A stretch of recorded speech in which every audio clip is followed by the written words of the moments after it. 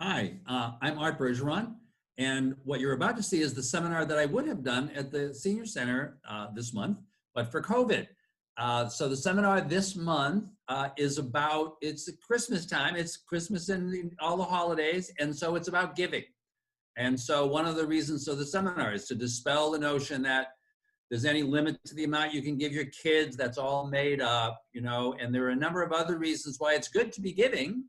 Especially if you were going to give things to people that you were going to leave to them after you die, because this way they get to say thank you. So there are a lot of positives, and you should watch it, but there are some negatives, and so you want to watch the seminar. If you have any questions, give me a call, 508-860-1470. Now, as you know, by agreement with my good friend Janice Long, she's come on, even though she's a shy person and hates to do this, to talk about what is going on at the Senior Center, because they have done a great job of continuing to outreach to seniors, try to keep them connected, and now more than ever, you want to stay connected while staying safe, right?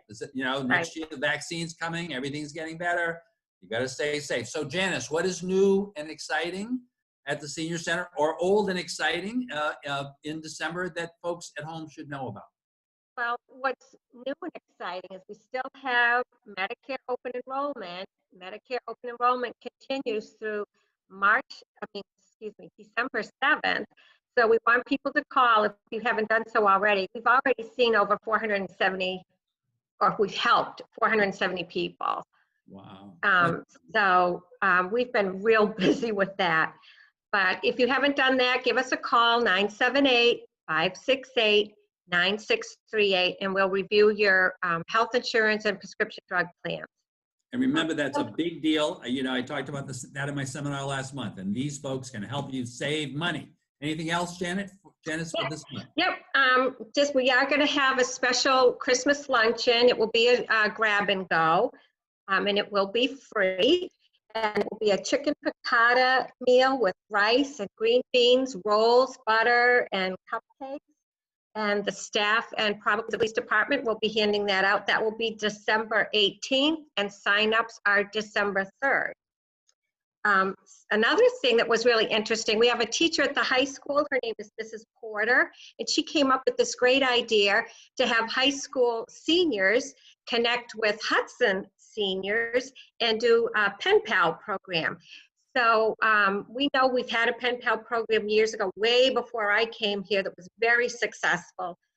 I think that this would be a nice opportunity to kind of look at that again, have the seniors. She's got a group of seniors already that are ready to write letters to Hudson seniors. So if you're interested in receiving a letter and writing back like pen pals, call the center and give us your name and phone number, and we'll set you up with that.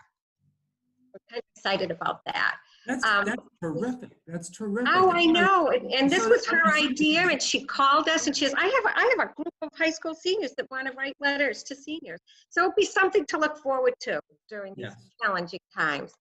I also want to promote once again that the Advocates Counseling in Marlborough, they're still offering the COVID discussion and support group every Wednesday, and that's at 10:30. That's a virtual program.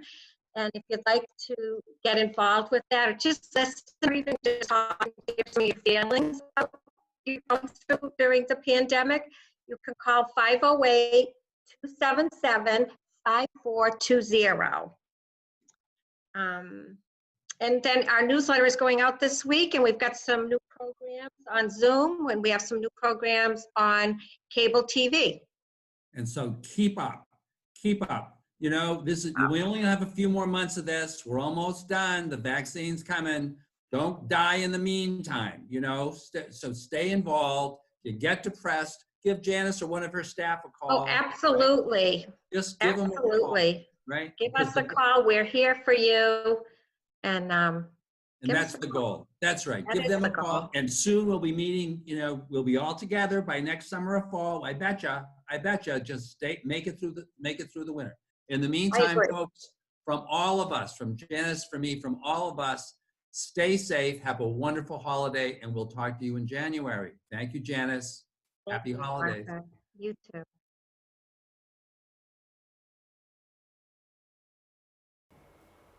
Hi, I'm Art Bergeron. And if you haven't seen one of these before, this is the seminar series that I have been doing across a lot of senior centers and other communities. But during the COVID-19 crisis, I can't do them at the senior center, so that I've been doing them virtually. And thank you to the cooperation to your local cable television station for their willingness to do these. So this seminar, I'm trying to do these monthly, and this seminar, it's the end of the year, and I wanted to talk a little bit about gifting. Because 'tis the season. This is the time when people often think about gifting, both because it's Christmas and because it's the end of the tax year, and people often think they want to be doing some gifting at the end of the tax year. So I wanted to talk about kind of what gifting is, what the advantages are to it, and there are a lot actually, what the disadvantages are, what the kind of traps are to the unwary, so that you just have a sense of what you can do, what you may want to do. So you've often seen me talk about my friends Frank and Mary and their kids, Peter, Paul, and Mary Jr., and their goal, which is to live in their house until they die and be buried in the backyard. So in this presentation, I'm assuming that Frank has died and that it is just Mary that we're talking about.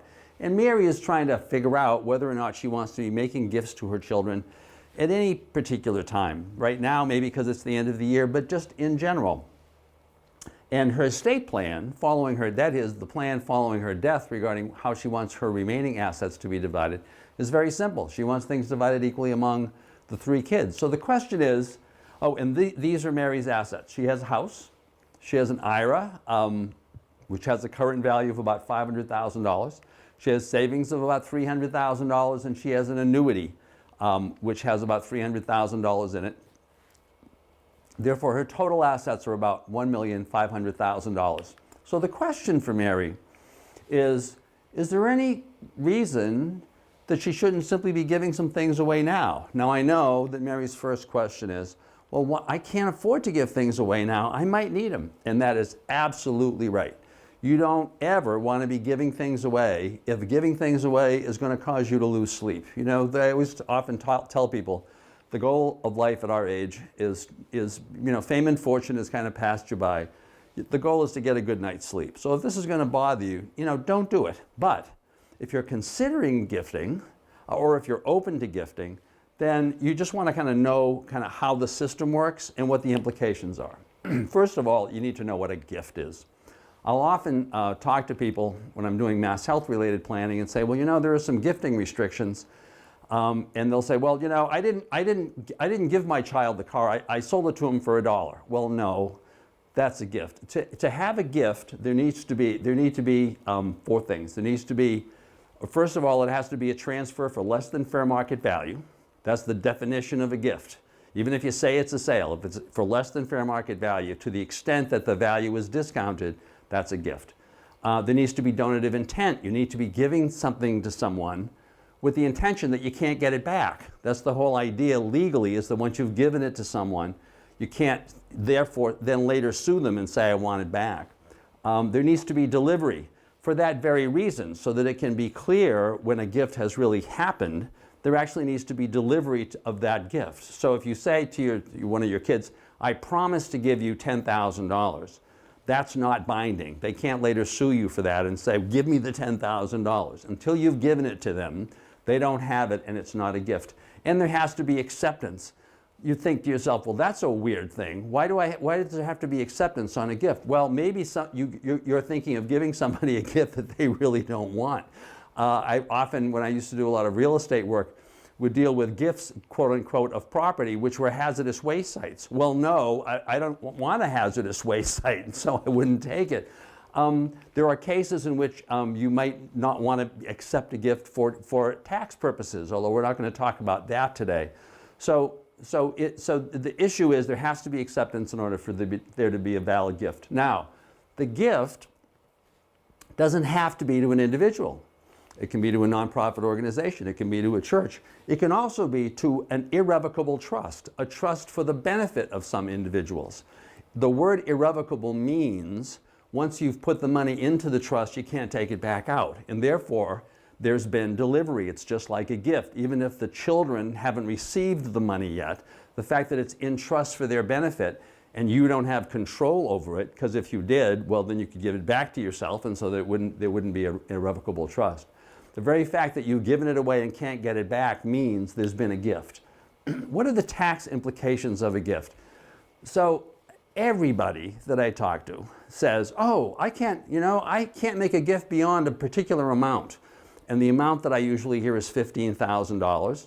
Let me talk to you a little bit about that, because that's a myth. So the receipt, first of all, let me clear some things up. The receipt of a gift is not income. So whenever you're thinking about giving your kids some money, but you're saying, oh my God, aren't they going to have to report that as an income tax thing? Well, no, actually, receiving a gift, they haven't done work in return for the money. Therefore, it isn't income to them. It's simply a gift, and that's not subject to income tax. There is no Massachusetts gift tax, and there is effectively no federal gift tax.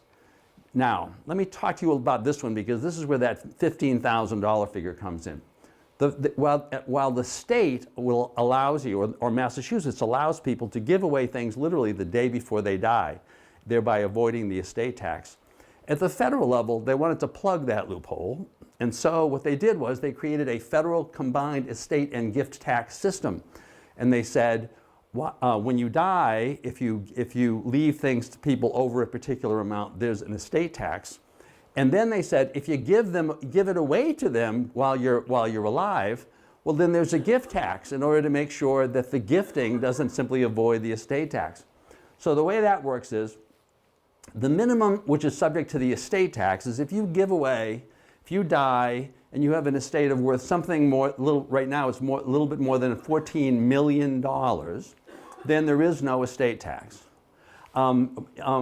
If you give away more than $14 million, then there is an estate tax. The way the gift tax works is there is a federal gift tax. However, there are two big exclusions to that gift tax. One that everybody knows about, and one that nobody knows about. The one that everybody knows about is that you're allowed to give any person in any year up to a particular amount of money. That amount used to be $10,000. Over time, with inflation, it's grown. It's now $15,000. So that's the one that everybody knows about. The one that nobody knows about is the second one. In addition to those gifts, you're allowed to give over your lifetime a total of the same number that is the estate tax number, which is right now a little over $14 million. So unless you have a tremendous amount of money, then no matter how much you give in gifts, there will never be a gift tax. But how about filing a gift tax return? You'll often find your accountant or others saying, well, if you give over this $15,000 amount, you have to file a gift tax return. Now, technically, that is true. There is a federal government requirement that you file the gift tax return. But I'm a lawyer, so my question whenever anybody tells me they have to do something is, well, what happens if you don't? Well, in this case, if you don't file a gift tax return and you made a gift of over $15,000 in a year to someone, the only penalty is a percentage of the tax that you would have owed if you had filed the gift tax return. But of course, if your accumulated lifetime gifts are under $14 million, there is no tax, which means there's no penalty if you don't file the gift tax return. So there's nothing bad about, there's no taxable gift tax that you have to be worried about effectively, unless you have total assets of more than $14 million, and that's a whole other conversation. So then the question is, are there other advantages to making gifts, given the fact that now there is no disadvantage of giving in any particular amount? I'm going to talk about four. First, I'm going to talk about the last one. One of the nice things about making a gift while you're alive, whether it's a gift of that, your ring that you really were going to give to your granddaughter anyway, the wedding ring, or the tools or the guns that you were going to give your son or your grandson, that you've had in the family for years, you get to hear him say thank you. So what's wrong with that? I often have that. I remember talking to clients. They're older, and their kids will come and visit them, or their grandchildren say, "Oh, Meme, that, or Grandma, that I really love that, particular thing on the I love that piece of jewelry. I love that," and literally they'll just give it to them. Say, "Here, take it." Oh, what a wonderful gift! What a special thing around the holidays to be giving someone that you know that they would really like and that you want to give them after you die. So that's the first piece. There are three others, though, that I'm going to talk about more from a legal perspective. probate avoidance, estate tax avoidance, and mass health protection. First of all, probate avoidance. Remember now, Mary's estate plan is very simple. Once she dies, she wants to leave all the property to her 3 kids. But if she owns that property, if she owns that asset at the moment that she dies, if she owns the house, for example, before that house can be given to the 3 kids, that asset has to go through the probate process. The same would apply to her savings accounts. Probably not her annuity or her IRA. As long as she's named death beneficiaries on those assets aren't going to have to go through probate, but the others are if she dies owning them. Now, she may not want to be, wanting to give those assets away today because, like, she's living in the house, and she's thinking, what if I need that money? And that all makes perfect sense. But what she may want to do regarding the house, she may want to say, well, I really only want the house until I die. After I die, I'll be buried in the backyard, but I'm not going to need the house, right? So she may want to consider giving away a so-called remainder interest in the house. That is, ownership in the house the moment that she dies, while keeping something called a life estate in the house. That is, total control until she dies.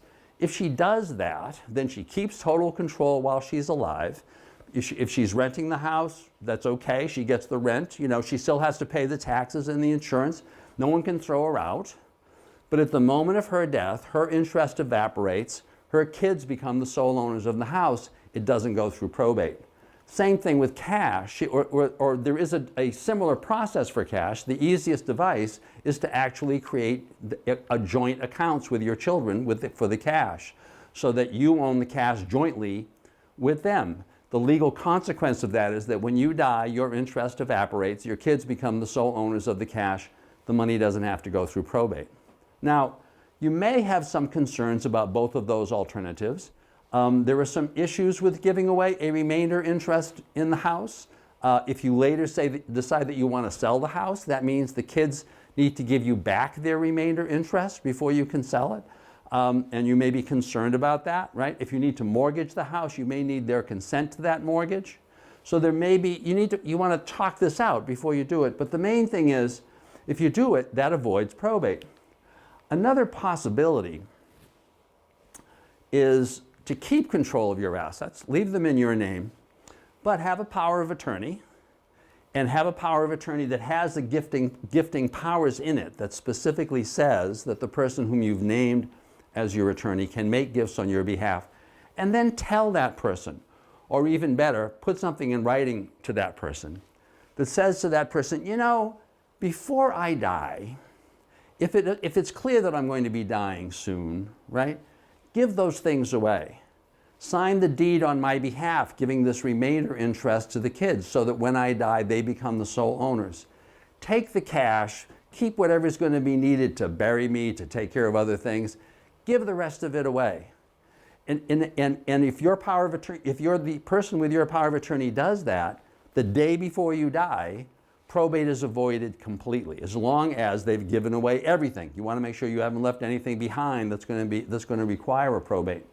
Finally, if you want to be on the safe side, especially if the distributions that you're making are unequal. I have a situation that I'm working on right now for a family where the dad really wants to give everything to one daughter, because the other daughter's husband died fairly recently. It left a lot of money to the other daughter, so he feels that's only fair, and this one daughter has been taking care of her, the one he's leaving things to.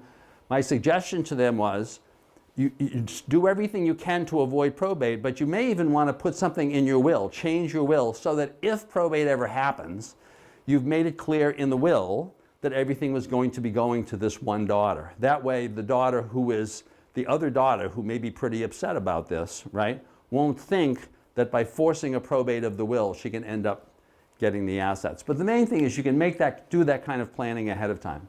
Second, there's estate tax avoidance. Let me talk to you. To understand that, you need to understand the estate tax a little bit. This is the Massachusetts estate tax. Remember, the federal estate tax is irrelevant to you. Remember, the assets that Mary had, they have a total value of $1,500,000.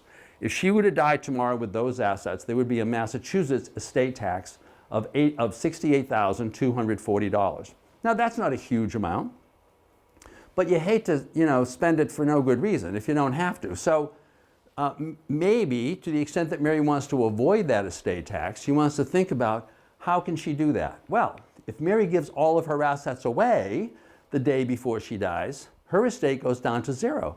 And therefore, the estate tax goes down to zero. Well, that makes a lot of sense, right? Unless there are some other reasons to not be making some of those gifts. So I just want to talk about those, the potential tax disadvantages. First of all, before Mary could give away the money in her IRA, she would have to cash it in.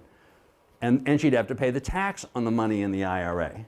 If she cashed, and remember from the list of Mary's assets, her IRA is worth about $500,000. If we're estimating that the total Massachusetts and federal estate or income tax on that money would be about $30,000, that means the income tax that would have to be paid would be $150,000. Obviously, that's a lot more than the $68,000 she's paying in estate tax. Now, remember though, that the income tax is going to have to be paid sooner or later. Whenever Mary's kids get the money, even if they take the money over the next 10 years, which they're allowed to do. But it may very well be that the tax on that money, when they pay it, is going to be higher than Mary's tax, because they're probably going to be in a higher income tax bracket because they're still earning money. So the main thing to do regarding this kind of problem is, this is a math problem. And so you need somebody who's used to doing that kind of math. That is, your accountant. Do the math, talk to your accountant. But if this works out right, you want to, once again, the person with your power of attorney has the ability to do this for you, literally the day before you die. You want to try to figure this out and find out whether that would be worthwhile as a strategy. Finally, giving away the house. The problem with giving away the house is the capital gains tax. I'm going to talk a little bit about that. Though, if Mary and Frank bought their house a long time ago for $50,000, for tax purposes, they each got a tax basis of $25,000 on the property for a total basis of $50,000. That was their purchase price. If they had sold the house for $400,000, which is its current value, there would have been a capital gain equal to $400,000 minus that $50,000, or about $350,000. They wouldn't have paid a capital gains tax because they were living in the house, so there's an exclusion for them. But the point is, that's how the capital gain would have been figured. At the moment that Frank died, if you assume that the house at the moment of his death was worth $300,000, his basis and his piece of the property jumped to the date of death value, so which is half of the total value, which would have been $150,000. Leaving Mary with a basis of $150,000 plus her original $25,000 basis or $175,000. If Mary gives away the house the day before she dies, she is giving away her basis in the house also, that $175,000. When the kids go to sell the house for $400,000, they're going to pay a capital gains tax on the difference. The difference is $225,000. The capital gains tax in that case, I'm estimating here, it would be about 20% of that number, or about $45,000. That's a significant bill. What happens if Mary simply owns the house at the time of her death? In that case, at the moment of her death, just like what happened in Frank's case, the basis of the house, her basis of the house, jumps to the date of death value, which in this case would be $400,000. If the kids sell the house, Peter, Paul, and Mary Jr. decide to then sell the house the day after she dies, they pay zero in capital gains tax.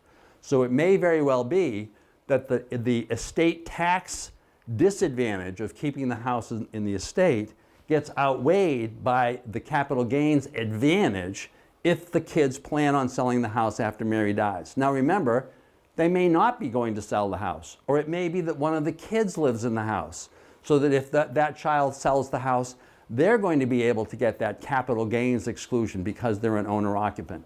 Once again, these are math problems, right, that have a significant effect on you and will on your kids. So the answer to this is talk to your accountant to figure this out. So now I'm going to go back and talk about some possible solutions for Mary if she's in these situations. So first, remember, these are Mary's assets. She's got a house worth $400,000. She's got an IRA worth $500,000. She has savings worth $300,000. And she has that annuity, and the annuity is also worth $300,000. So, and she's thinking about this. She's saying, well, what if I try to make these gifts in order to avoid some of this estate tax? Solution number one is fairly straightforward. Mary decides, after talking to her accountant, that it really makes more sense for her to keep those assets in her estate, because the tax hit is, if the capital gains or the income tax hit is greater than the estate tax savings was. So she keeps those two assets. Those two assets together were worth $900,000. Remember, the total assets were $1.5 million. She takes the rest and she gives them away. By giving them away, she has reduced her taxable estate to $900,000. She has therefore reduced her estate tax to only $30,960, a substantial drop, right? But what if Mary said, no, I really want to get rid of all of my estate tax. I really want to reduce my estate tax to zero, right? Well, that's more challenging, but there is a way to do it. And that goes back to the magic $15,000 rule. There is only one case in which this notion of giving away in increments of $15,000 or less affects Mary.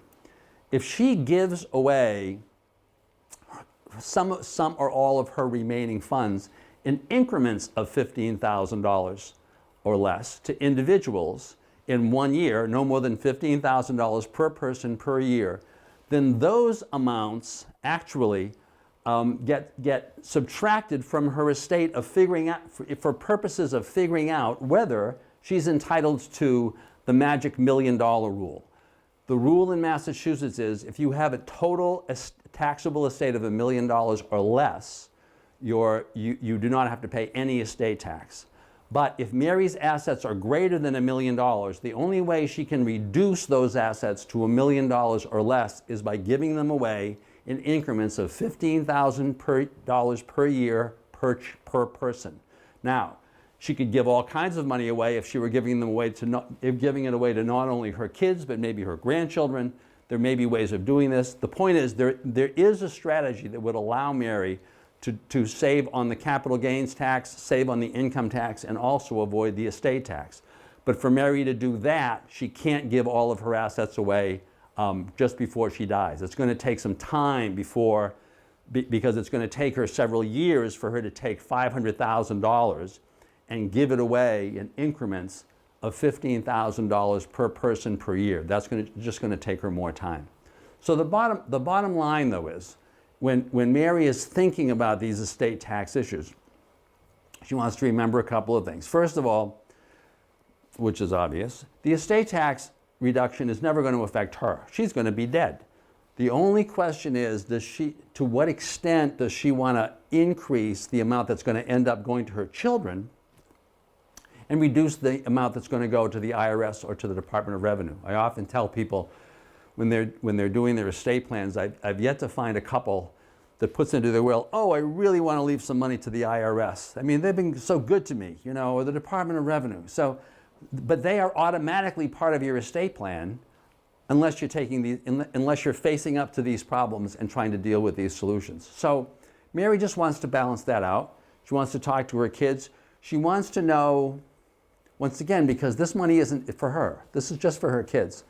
She wants to know that she's not losing sleep during the rest of her life just in order to slightly increase the amount of money that's going to her kids. But given all of that, right, she wants to figure all of those things out. Finally, there's mass health protection. Often, seniors will come to me and say that the reason why they want to talk to me is they're trying to preserve assets for their kids, and they know that if they need nursing home care and therefore need to qualify for mass health, they're going to have to they're going to have to spend all the money down on the nursing home.